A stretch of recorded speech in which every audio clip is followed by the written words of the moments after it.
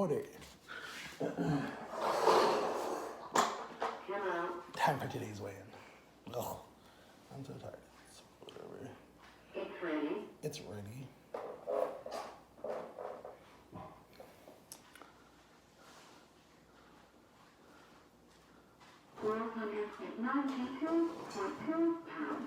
Wow. Oh, 492. My fours are so bad. 492. 492. Wait, 492.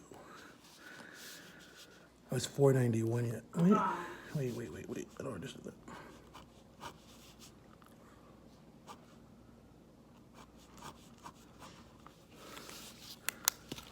BB. What's up, guys? It's your boy, Reset Boy. I can't scream because everyone's sleeping in the house, so I think I'm gonna start coming in with like, "What's up, guys?" like that. I just want to be more excited. I feel like my videos are kind of like really low and slow, but I like want to be more loud. I don't know why, but so today I weighed 592. I don't really understand because yes, some people are saying I was 591 yesterday. I wrote down 5.18. I don't know, or not 4 point. I don't know. Anyways, I'm like getting confused now. I don't understand that scale because I don't understand like they show the number, but then they do the point, and then it's like all the stuff on the side. Like, are you supposed to write that in too? Like, I don't know. So, but it's whatever. At least I'm out of the fives. That's all that matters to me. So I'm having my premiere like always, and I had my pills this morning. Guys, I want to tell you something that really, how do I word this? Okay, so I went to this class last night. My friend was like, "Are you doing something?" I was like, "No." So she's like, "Get ready, I'm gonna come pick you up." I was like, "Okay, cool." Not Jama, another one of my friends, one of my neighbors. And like, I didn't know where we were going, didn't know what we were doing. I was like, okay, maybe we're just going to like, I don't know, something. So we went to another part of Orlando that I've never been to. And we drove up to this building, and it said social services, social something. I think it said like social services or something like that. But it was a class. It was a class because she wants to be a social worker. It was a class, and then we literally went to this class, and it was from like 8 o'clock until like 9, almost 10 o'clock at night, on Saturday nights. So we went to this class, and when I tell you guys, I heard very sad stories that. Hold on 1 minute. I think my uncle is driving up. I don't know.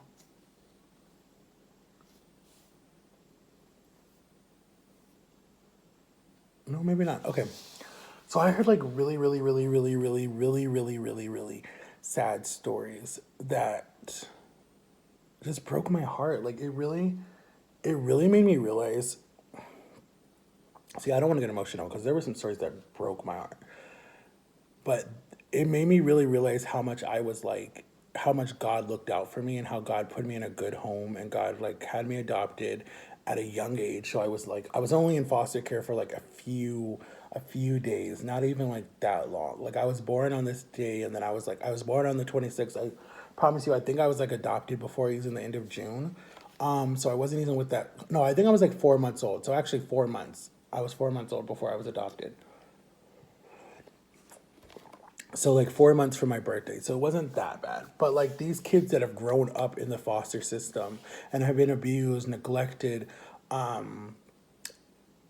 stuff that's happened to them, and I'm just like, they had all these kids come up on the stage, right? On the like little area and tell their stories one by one. And then the part that broke my heart was you have these 11-year-old, 12-year-olds, 13-year-olds, 10-year-olds that I didn't even say that in order, but that are never adopted because nowadays people just want a brand new baby. They don't want a 12-year-old or I mean they don't want a 10-year-old or a 12-year-old or a 13-year-old or a 16-year-old or a 17-year-old, almost, adult, because they feel like those kids are in their ways and they're going to be bad and they're not going to be good kids and they're going to destroy their house or steal from them or something like that. And I'm not saying that that's not true, because in some situations that is true. You hear it in the news all the time. But me sitting there listening to these kids and seeing these kids that you could, like, I don't know, like, I don't want to say that I have a power, and I don't want to say that I'm psychic, because I really don't believe in that stuff. But I want to say that God has put something in me that, like, I can look at a person and I can see past their eyes. Like, I can see their soul, and I know by, like, if it's shaking their hand, or if it's giving them a hug, or if it's listening to them talk, I know you're in pain, like 100%. And I get so, I don't know if it's because I'm a Cancer or because I'm just a really helpful person and I really want to help people and I love people no matter what their situation is. I literally get so stressed out. Excuse me, so stressed out. Like last night, I did not sleep at all, and I should have went live. I should have went live, or I should have blogged it. But there was this kid. His name was Ben, and he was like, I think he was like 12 or 13, or about to turn 13, like December 3rd or something. Has been in the foster care system his whole life, right? He has so many bad stories. He was locked in a cage. He was thrown down a flight of stairs. He was, oh God, just there was so much stuff that, like, when I listened to his story, and I'm not saying my life was perfect. I had abuse in my life too. So it's not like, even if you're adopted, you can still have abuse. It just depends on who the people are. But I'm still here, and that's what I'm trying to say. Like, you can go through so much stuff and still come out on the other side. But in that situation, I just filled for him. So, like, all I was able to do was just, like, literally sit and talk to him for like an hour, and just because they, like, after they told their story, you were allowed to go up and talk to them and ask them like different stuff. And it's basically just training for my friend, because she's going to be dealing with like a lot of serious cases of going in the home and removing the kid and hearing the kid's story and having to talk to the kid, because a lot of the kids shut down. They don't want to talk to nobody. They only will talk to someone that they trust. So for like whatever reason, God led me to like go talk to Ben. And I talked to Ben for a long time, and he just talked to me about like everything that he's been through, and like I was able to share with him, like, like, it will get better. But I know, like, a lot of people don't want to hear that when they're still in the situation. But I told him about my YouTube channel. I told him if he has a phone to check it out. I'm like, I have videos on there that are inspiring, that are here to help people. And I'm like, I told him right there off the back, I'm like, if I had my own house and I had my own money and I was working, I would so at least get you out of this situation where you could come stay with me or whatever, and be in a safe situation, and have my family help and have my friends help. And just, it really makes me want to become a foster father or a foster dad or whatever you want to call them, because I've always wanted to give back to the foster system and to people who are adopted, because I was adopted. So I've always wanted to work with that, and I've always wanted to be a big part of something, like do big brother, big sister, that type of thing. Because I was doing that when I was little. When I was younger, I was helping a lot in my community, because we lived in a small town. You had a lot of kids that didn't have parents, that were on the street, were doing different stuff. And I was always like trying to help them by giving them food, that through the church or stuff. I was working with the church and stuff. We always did Christmas tree stuff. We would always do, through my dad's job, we were always like getting like toys and all this stuff together. And then we would go on Christmas morning and deliver all the gifts to the families, or Christmas Eve night, and give these kids presents that were not going to have presents Christmas morning. And they were always so thankful. They hugged us. They were crying. The mom was like all excited. And then we did that for Christmas and Thanksgiving, where we give out turkeys and all this different stuff. But that really made me open my eyes when I was in that class, to realize like my life is not that bad. I've been through a lot, but I still at the end of the day have a loving family that loves me to death, and that are like 100% there for me. And not all of them, but most of them. And I have awesome parents that like 100% have supported me for 30 something years, and that I was a gift from God. My mom always tells me that they chose me. God gave me to them. And then my name in Hebrew or in the Bible means gift from God. And I was a tax collector in the Bible. So a lot of people hated me because I was taking money. But still, in the Bible, my name in Hebrew means gift from God. So My mom always tells me that I was her gift, that she couldn't have any more kids, and she had four natural children, and she wanted a big family because she comes from a big family. I have 13 aunts and uncles, and so she's like, I wanted a big family, but God said no. And she always tells me the story. She was crying. This lady left, was right by her, and she said, God, why? And God told her, you can adopt. And so she adopted me, and has basically kept me alive my whole life because I had really bad asthma, and I was always in the emergency room if I got a hold of any type of dairy. And I owe her my life. Technically, I really do. I do owe her my life. And so when I was going through my really dark phase of my life, and depression and anxiety and like wanting to die and everything, she was always saying like, you owe us, because you owe us and you owe God to live a good godly life and not to kill yourself. That's like a cop out. That's like being selfish. Like people who kill themselves, that's really being selfish, because you are thinking only about yourself. You want to be out of pain. I understand that. You don't want to be on this earth anymore, or you feel like there's nowhere else to turn to. And at the end of the day, you have to look deep inside yourself too. And you have to understand like you have a purpose. You have a purpose. Everybody has a purpose. And for the longest time, I didn't think I had a purpose. I didn't have a purpose until that day that I was lying in that bed, until last night, too.